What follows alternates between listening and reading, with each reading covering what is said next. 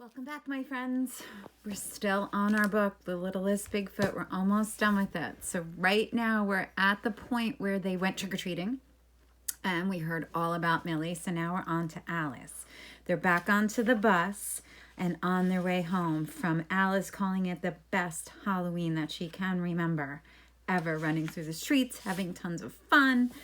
And now they are on the bus on their way home. Tell me more about your town, Alice said to Millie, hoping to change the subject of the awfulness that the girls were talking about. She realized as she said it that there were a lot she didn't know about her new friend, including her last name or the exact location of where she lived when she wasn't camping. Oh, it's just a regular kind of place, said Millie, waving one furry hand towards the window. Alice wondered how'd she gotten fur to stick to her hand so perfectly. Was it spirit gum? Was it glue? I don't know. Millie, meanwhile, was unzipping her backpack. I am so hungry, she said.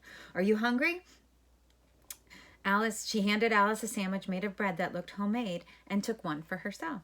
Alice took a bite, then closed her eyes. The jam tasted like the essence of blackberries, sweetened with real sugar, not honey or maple syrup, which was the centers usually used. Except for Kate's secret stash, there was no white sugar anywhere to be found in the kitchen, and the learners usually had fruit or granola for dessert.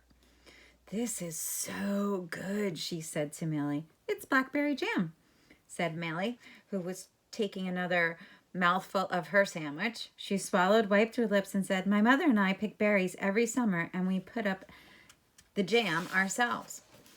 Alice bit into the fresh bread and sweet jam, humming with pleasure. Millie smiled and Alice smiled back, and Millie started her chatter describing some episode of Friends where Chandler's name was misspelled on the label of the TV guide.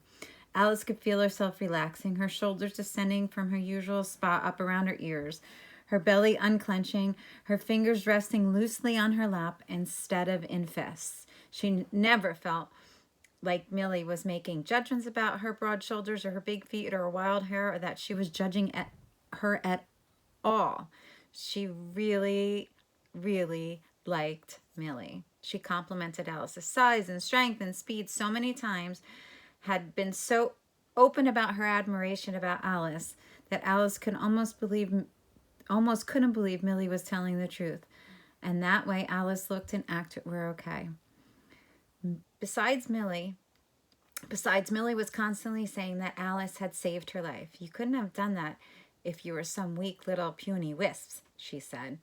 That gave Alice a warm, happy glow of feeling that maybe for the first time in her life she had found a friend, someone who liked her because she was who she was, not Lee, whose job was it to drive her crazy, not Rhea, not Tally, who had been polite because they lived so close together, or not even her granny, who was obligated to love her because they were related, but a real, true friend. Try these, Millie said, passing Alice more neatly wrapped packages, which turned out to be buttermilk donuts and dried plum hand pies with wedges of goat cheese. Oh my God, sighed Alice. This is the best food I've had in forever. Millie, who was always had 100 questions, inquired, What are your favorite snuggles? Well, now they're your hand pies, she said. At home, all Felicia lets me have are baby carrots and grapes. At school, we usually get hummus. She frowned, thinking first back to the garlicky beige glop that had tasted okay the first 5 or 6 times they served it, and now it just tasted like mortar in her mouth. Then about the way her mother would watch her perching casually on the chairs at her breakfast bar and trying to pretend she wasn't taking note of every single solitary thing that Alice ate. But that's terrible, said Millie. Alice, laughing, asked, Do you want to hear the menu at the center? When Millie nodded, she said, For breakfast every day we get whole grain cereal with raisins. Ooh, I hate raisins, Millie said. They're like, grapes that have gone terrible and something has happened to them. And they are just all shriveled up and they seem like they're mad. I don't like them either, Alice said, but at least they're a little sweet. Lori and Phil don't believe in refined sugar. They don't believe in eating it, or they don't believe it exists, said Millie.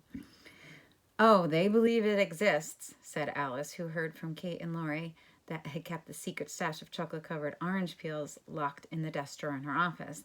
But they don't believe it's good for us, so we're not allowed to have any sweets.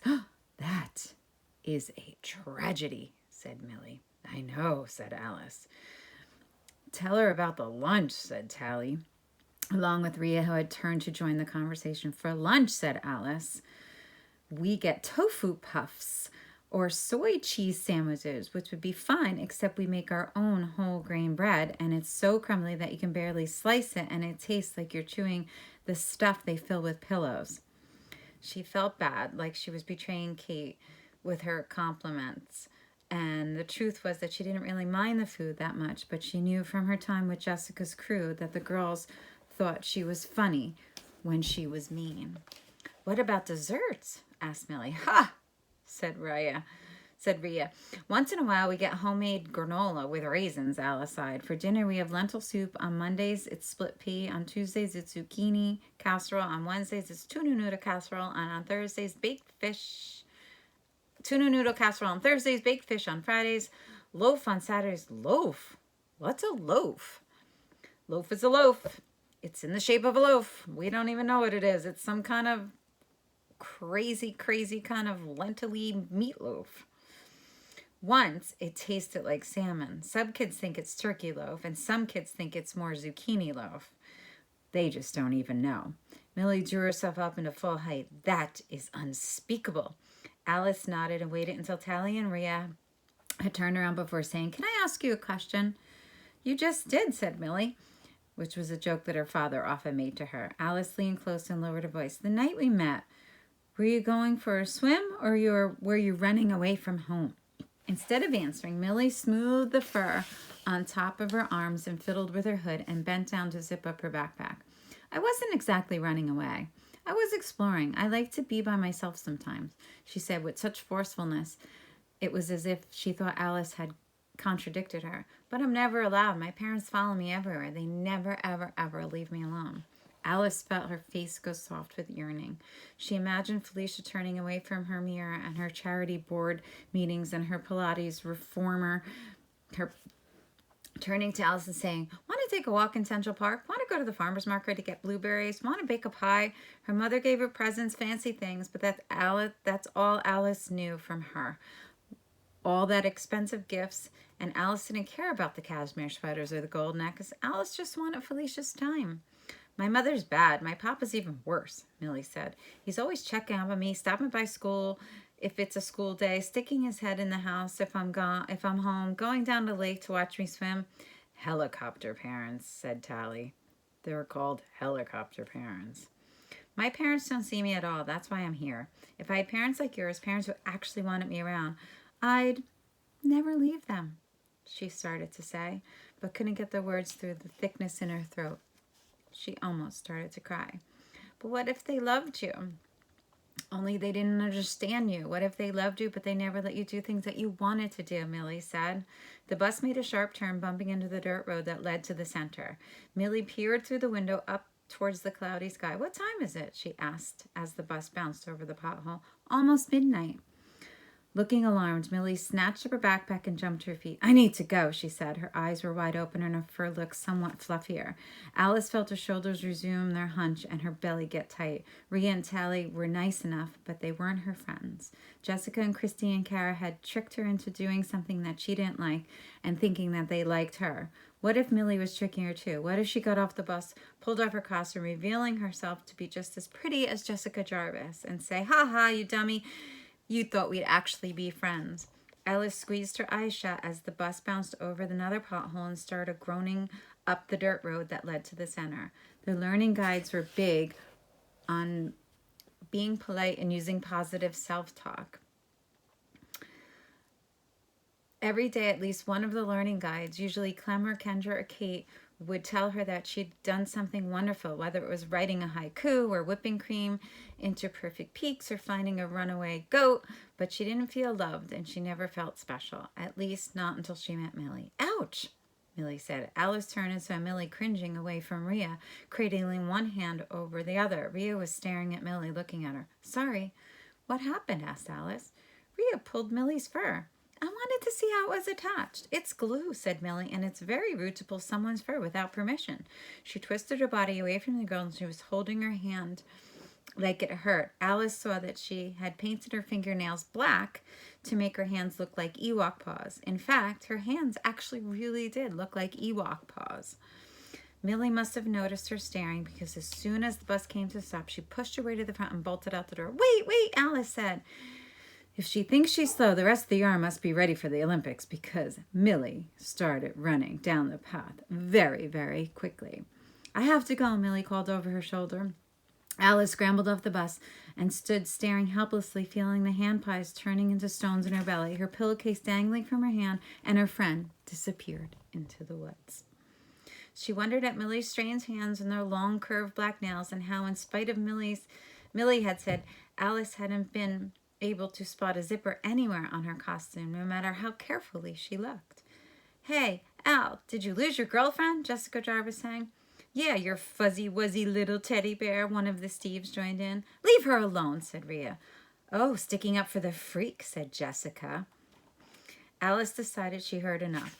She dropped her candy and ran into the darkness after Millie, ignoring the shouts of the learning guides and her classmates' laughter, ignoring Rhea and Tally's calls, ignoring even her own thoughts, and the realization that she had absolutely no idea what she'd do if she managed to catch up with Millie. No idea she'd say except, why did you take off like that? I thought you were my friend. Alice ran faster, her legs devouring the distance. She ran until she couldn't run anymore, until the cramp burned on her side and made her feel like she was going to pass out. She stopped, gasping, with her hands on her knees, bent over, and the taste of copper in her throat.